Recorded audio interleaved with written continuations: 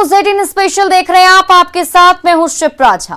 राज्य सरकार और जल संसाधन विभाग हर साल कोसी के प्रलय को रोकने का दावा करती है। इस बार भी विभाग का कहना है कि तैयारी पुख्ता है। इस बीच कोसी के पूर्वी तटबंध पर दबाव बढ़ना शुरू हो गया है। क्या है सरकारी दावों की सच्चाई, इस खास कार्यक्रम में दिखाएंगे आपको। देखिए, है तैयार हम।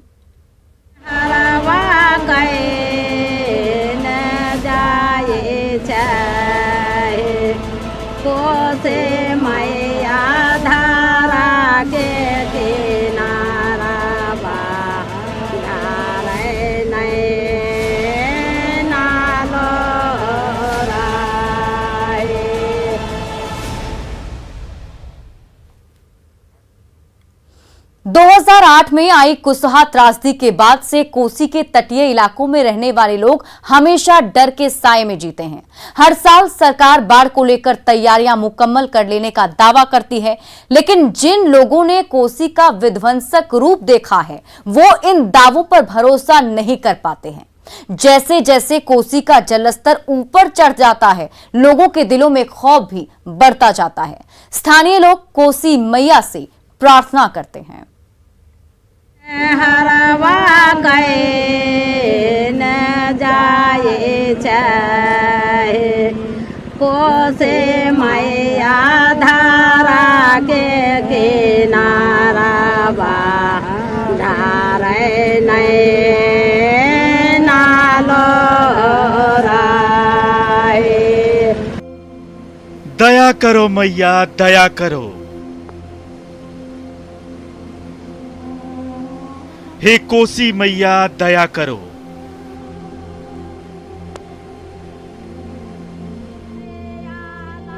यह गुहार है, मनुहार है, आरजू है, मिन्नत है, ताकि मझधार में फंसी इनकी जिंदगी को कोसी की धार अपने साथ बहा न ले जाए।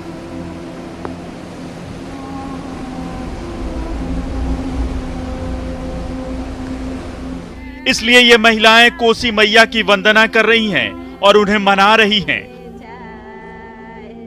जहां पे इस कोसी अपने उफान पर है और गांव के लोग हों, यहाँ के इंजीनियर हों, तमाम विभाग के अधिकारी हों, कोसी को शांत करने में लगे हुए हैं, वहीं यहाँ की जो महिलाएं हैं वो आधी रात में कोसी गीत गाकर और कोसी माँ को शांत करने की एक जो परंपरा है वो देखी जा रही है। हर साल अपने साथ त्रासदी लाने वाली कोसी को मनाने की एक स्थानीय परंपरा है। बावजूद इसके कोसी मैया मानती नहीं।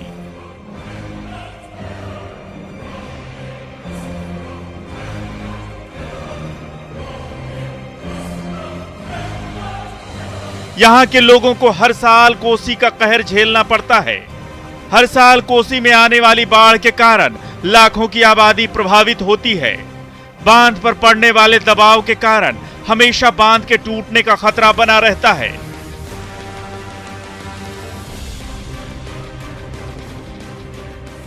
खासकर कुसहा त्रासदी के बाद से कोसी के तटीय और निचले इलाकों में रहने वाले लोग खौफ के साये में जीते हैं।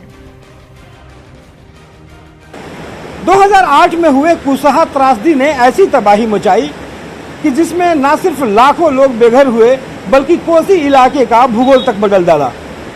कुसहा त्रासदी के बाद बिहार सरकार और जल संसाधन विभाग कितना सजग है और तटबंधों को लेकर के क्या कार्य कर रही है, आइए आज हम अब इसकी तहकीकात करते हैं। 2008 में कुसहा बांध के टूटने से हुई त्रासदी ने न सिर्फ लाखों लोगों को प्रभावित किया था बल्कि कोसी के इलाके का भूगोल भी बदल दिया था।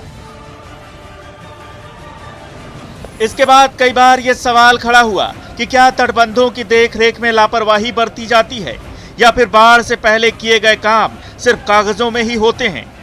कोसी के कहर और बाढ़ की तैयारियों को लेकर किए जाने वाले सरकारी दावों की सच्चाई और ग्राउंड रिपोर्ट दिखाएंगे आपको। बने रहिए हमारे साथ।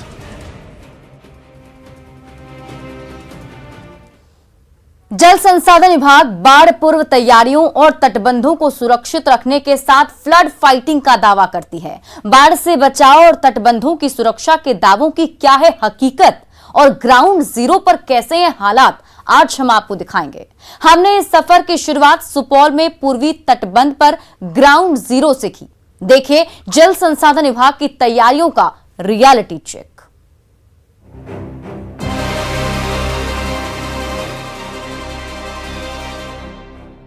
– 2008 का साल बिहार सरकार के लिए सबसे ज्यादा चुनौती भरा और सीख देने वाला रहा। –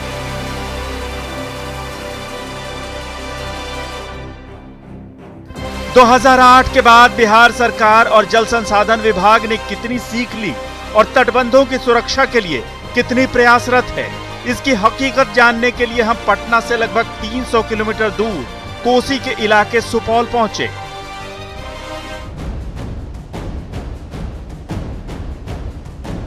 सुपौल में हमने अपनी तहकीकात की शुरुआत वहां से की जहां से भारत में पूर्वी तटबंध की शुरुआत होती है। बिहार और नेपाल के बॉर्डर पर स्थित कोसी बैराज पहुंचकर हमने ये जानने की कोशिश की कि आखिर जल संसाधन विभाग कैसे काम कर रहा है और पुख्ता तैयारियों के दावों की सच्चाई क्या है।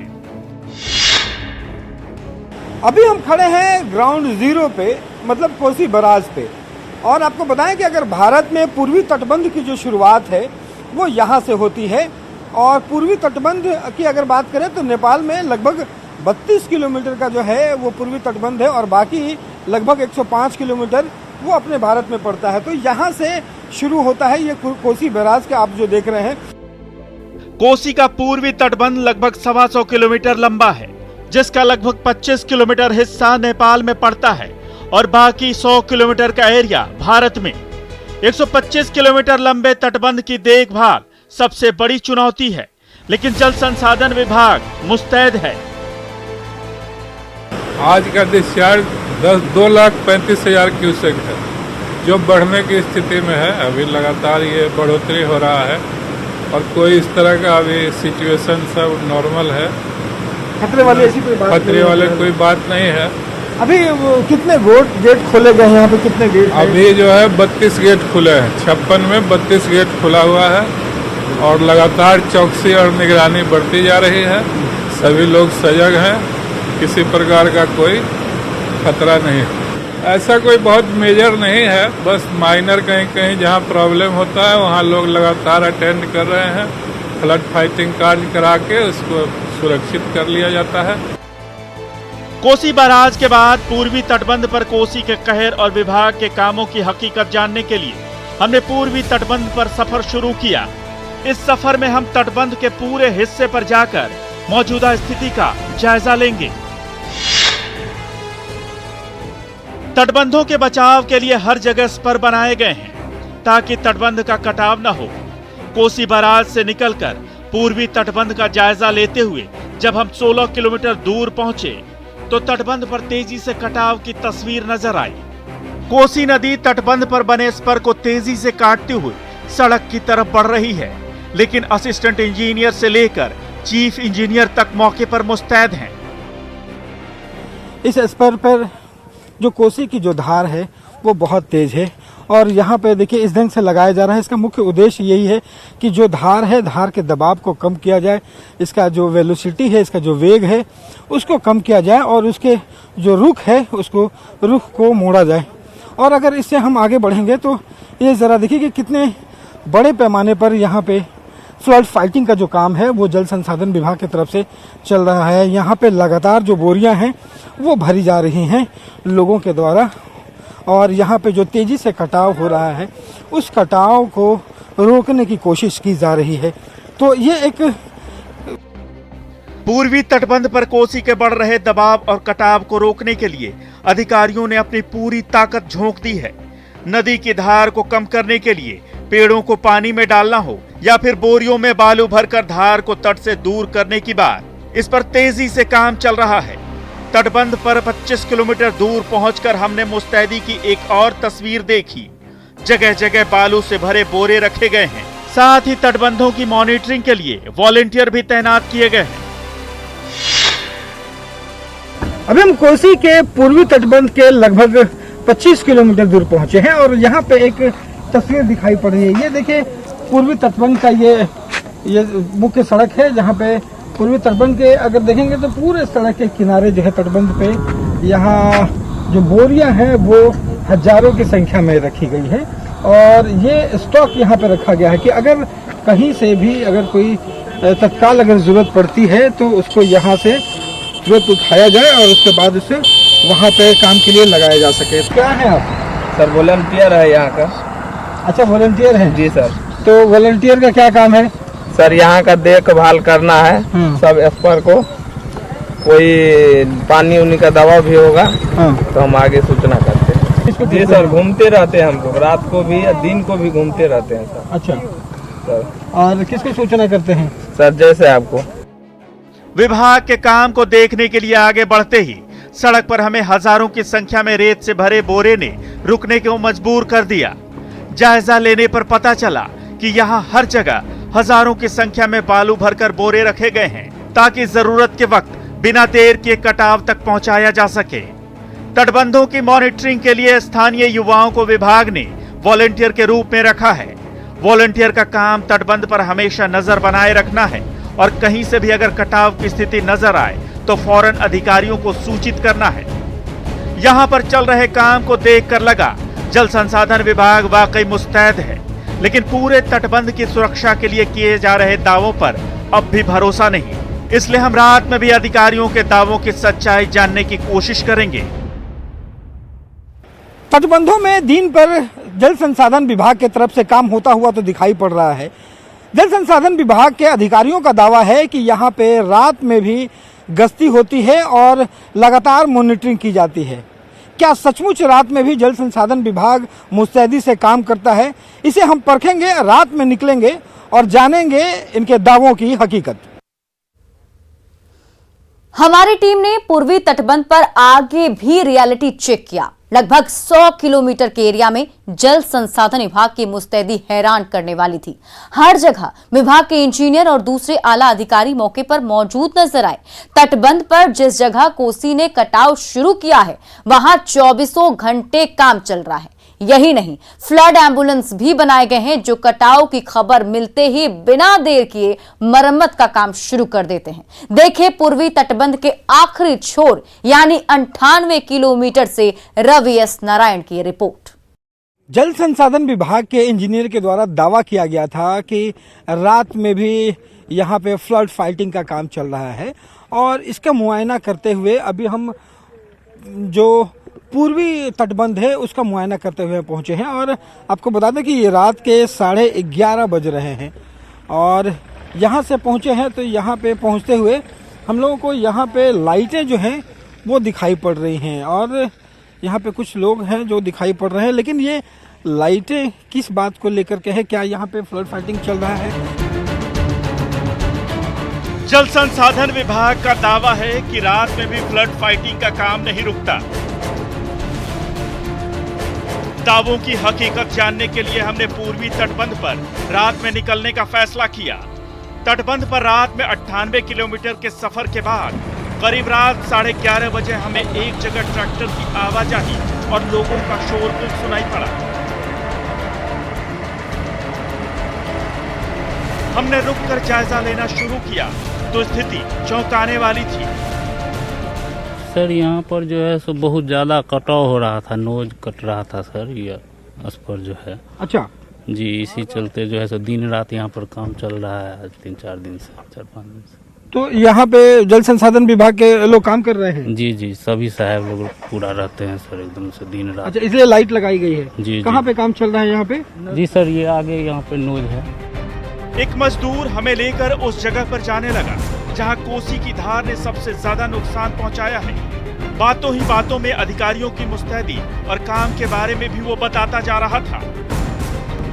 अभी हम कोसी के पूर्वी तटबंध के 0 से लेकर 98 किलोमीटर पर अभी हम खड़े हैं और यहाँ पे जो तस्वीर दिखाई पड़ रही है वो चौंकाने वाली है। और अमूमन जो आप घरों में बैठ करके जल संसाधन विभाग के या कामों को अंदाजा लगाते होंगे और आप सोचते होंगे कि सचमुच क्या काम करती है, रातों में भी काम होता है, बांध पे ऐसा होता है, लेकिन यहाँ पे अगर आप स्थिति देखेंगे तो हैरान करने वाली है। मेल ऐसा नज़ारा है। आपको बता दूं कि ये 98 किलोमीटर हम लोग चलने के बाद में, और देखिए रात के लगभग 12 बज रहे हैं और यहाँ पे देखिए, यहाँ पे जो कोसी है उसकी धार कितनी तेज है। रात के 12 बजे लगभग 100 से ज्यादा मजदूर काम में जुटे हैं। अधिकारी भी मौके पर मौजूद हैं और काम की मॉनिटरिंग कर रहे हैं। इस जगह पर कोसी ने तटबंध को बहुत ज्यादा डैमेज किया है। फ्लड फाइटिंग का काम लगातार जारी है। बोरियों में बालू भरकर किनारों को मजबूत किया जा रहा है। पूर्वी तटबंध के 98 किलोमीटर पर कोसी की धार में कटाव और यहाँ चल रहा काम हैरान करने वाला है। कोसी की तेज धार में स्पर का आधा भाग पूरी तरह कट चुका है। इसे बचाने के लिए सैकड़ों की संख्या में मजदूर लगे हुए हैं। यहाँ एग्जीक्यूटिव इंजीनियर से लेकर चेयरमैन तक मौजूद हैं और लगातार कटाव को रोकने का काम कर रहे हैं। अचानक 24 तारीख को 24/8/21 को इसमें 30 मीटर की लंबाई में इसका जो अप स्ट्रीम सैंक है, उसका सैंक और उसका स्लोप स्लिप कर गया, सिंक कर गया पानी में। उसी के प्रोटेक्शन के लिए हम लोग लगे हुए हैं। 24 आवर 3 शिफ्ट में यहाँ काम होता है। 3 शिफ्ट में लगातार? हाँ, लगातार 24 घंटा। थोड़ा सिंक करता है, फिर ऊपर लोड करते हैं। 12 बजे भी 3 शिफ्ट में हमारे अभियंता नियुक्त हैं, यहाँ प्रतिनियुक्त हैं। कार्यपालक के अभियंता, SDO और 2 JE का शिफ्ट बनाया गया है और ठेकेदार भी 15-16 हैं जो पाली से अपने लेबर के साथ यहाँ काम करते रहते हैं 24 घंटा, 8 घंटा करके। और जहाँ भी कोई क्षरण होता है तो इसको हम लोग मेंटेन करते हैं और आगे बढ़ने नहीं दे रहे हैं नदी को। इस तरह से करके इसकी सुरक्षा हम लोग कर रहे हैं। आधी रात में कटाव को रोकने के लिए चल रहा ये काम देखकर लगा वाकई सरकार के दावों में दम है। जल संसाधन विभाग द्वारा किए जा रहे काम की स्थिति और कोसी के हालात के बारे में जब मजदूरों से बात की तो पता चला कि पिछले 10 सालों में इस जगह पर इतना दबाव कभी आया ही नहीं। इस बार कोसी की धारा बदल जाने के कारण तटबंध पर अधिक दबाव बढ़ गया है, जिसे ठीक करने के लिए लगातार काम चल रहा है। कोसी के पूर्वी तटबंध पर जहां पे बड़ा कटाव देखने को मिल रहा है, वहां पे कर्मचारी किस कदर काम कर रहे हैं उसकी तस्वीर देखिए। बोरियों में भर करके जो लोग हैं वो ला रहे हैं, यहाँ पे गिरा रहे हैं और कुछ लोग जो हैं वो नायलॉन की जो रस्सी है जाल की तरह वो बना रहे हैं। और ये क्या है बाबू? जाल है सर। जाल इसको बोलते हैं। हाँ, क्या बोलते हैं? MC बोलते हैं सर। अच्छा, इसे क्या करते हैं? इसके बोरी में डाल के इसको पानी इसको बोरी डाल के और पानी में छोड़ते हैं हम लोग। आधी रात में चल रहे काम का जायजा लेने के दौरान जानकारी मिली कि यहाँ फ्लड एम्बुलेंस भी लगाए गए हैं। ये फ्लड एम्बुलेंस तटबंधों की सुरक्षा में सबसे बड़ी भूमिका निभाते हैं। लोगों को चोट लगने के बाद अस्पताल जाने से पहले जो काम फर्स्ट एड बॉक्स का है, वही काम तटबंध पर फ्लड एम्बुलेंस का है। तटबंध पर कटाव की खबर मिलते ही ये फ्लड एम्बुलेंस बालू की बोरियों और दूसरे जरूरी सामान लेकर ग्राउंड जीरो पर पहुंच जाता है।